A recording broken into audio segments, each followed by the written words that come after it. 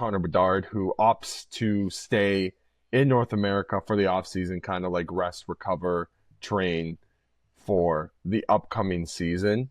What do you guys think about that whole situation? So Bedard's actual reasoning that he gave in his exit interviews with Chicago is he said he specifically wants to focus on improving his skating this summer, which, at first I was like, his skating, like, I mean, he's Connor Bedard. He's a really good skater. And I think he said specifically his top speed. And you go look, I think he was actually, I looked on NHL Edge. You can get all nice fancy stats there. And in terms of top skating speed, he's below 50th percentile, which it did really surprise me. It does surprise me as well. So, I mean, kudos to him for having a good answer in that spot. Yeah. And honestly, at that point, you think about when they did their exit interviews, it must have been a couple days after the regular season ends.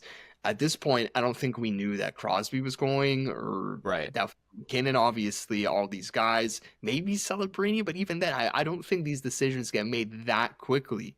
For him, it was just like, yeah, okay, I'm committed to this path, and that's it.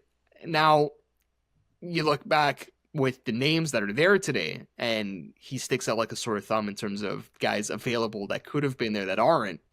I'm not going to come down hard on him for this one, personally. I think the timing doesn't lend itself well to Bedard. And I think if you gave him if you told him on that day, hey, Crosby and MacKinnon are going, leave Celebrini out of it, just tell him those two are going, I think he very, very strongly considers it. And I think at that point in time, he didn't know that. And I wouldn't fault him for making that decision. I look too, because one of the guys that I really compare him to, and really he's had a better start than this guy, Jack Hughes. He's had better production than Jack Hughes in his first 2 years in the NHL, but I look at him as guys who had a hard time adjusting to the NHL play style completely, because they are smaller scale guys and they really have to round out their game. And Jack Hughes has done that. I have no doubts that Bedard's going to do that, but Jack Hughes played for some not great New Jersey Devils teams. He hasn't gone to the World Championships.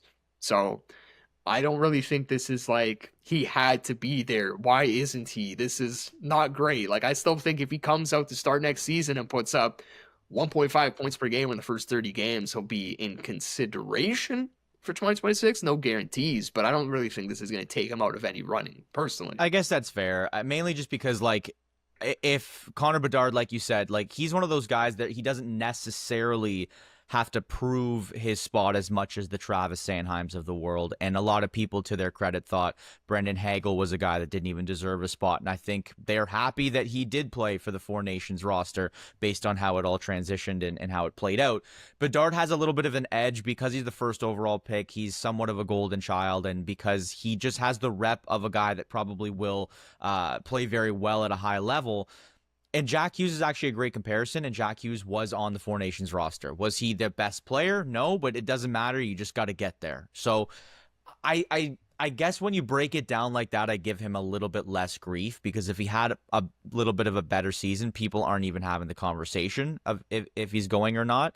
I do just think it is optics. It does look pretty bad when a guy like Macklin Celebrini, the year behind you, looks like he's developing with those top-end Canadian players. And if Celebrini ends up next year lighting the world on fire, and once again Bedard doesn't have a hot start, falters, it's not people who think it's, oh yeah, like he went to the World Championship, that's why he's better. There's no single reason, but it just doesn't bode well. And people are going to pick on him. It definitely adds fuel to the fire. It would. Going against them. That probably doesn't help.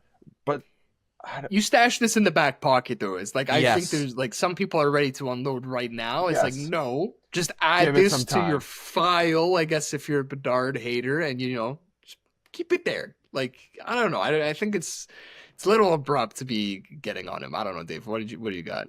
I don't know. I also kind of feel like he is maybe a little bit too proud. You know what I mean? Like, I think he even knows he didn't have that great of a season. Like Macklin is there. Like, I think maybe he even feels like he shouldn't even have deserved like the call. Like, maybe it was just in terms of name value.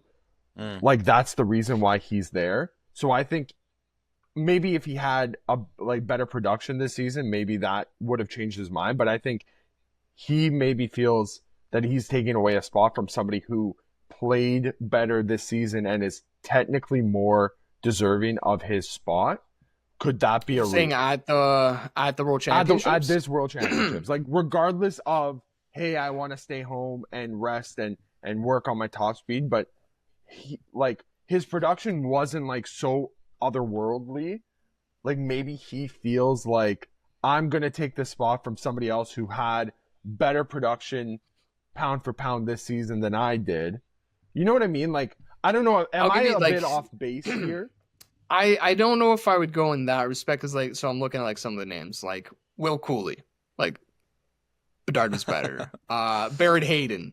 Bedard. So Forster. I'm not saying in terms of production, in terms of points, but I'm thinking production in relative terms of to expectations. Like everybody expected Connor Bedard to be. Did some people not expect him to be like a point per game type of player this year with his terms of talent? Definitely. Right? Definitely.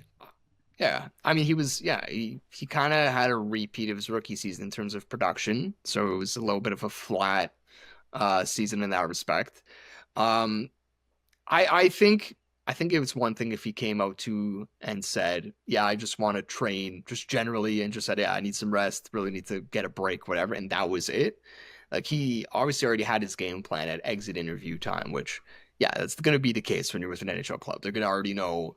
They already knew in February what Bedard's offseason game plan was in Chicago. But listen, he's got a goal, and I think if we also see the improvement in that regard, like I'm not going to come down hard on him. Like think about like Crosby deciding one summer, I'm going to be good at faceoffs, and he was good at faceoffs. If Connor Bedard comes out and he raises his top skating speed by 2 miles, he's up into like the 80 percentile, whatever. I would honestly argue that is more valuable than going to the World Championships. I'll also throw out, he was at the World Championships last year. He has done this. I just looked. He had 8 points in 10 games for Canada. That's pretty crazy. Yeah. Right? Like, so now if Celebrini doesn't go next year, they are now even in terms of World Championships they attended in their first 2 years, right? Yeah. Like, it goes back to what Mando said. It's all optics. All optics. But I think when you take off the glasses, it's not a big deal. It's really not a big deal. And what I'll say is it can be.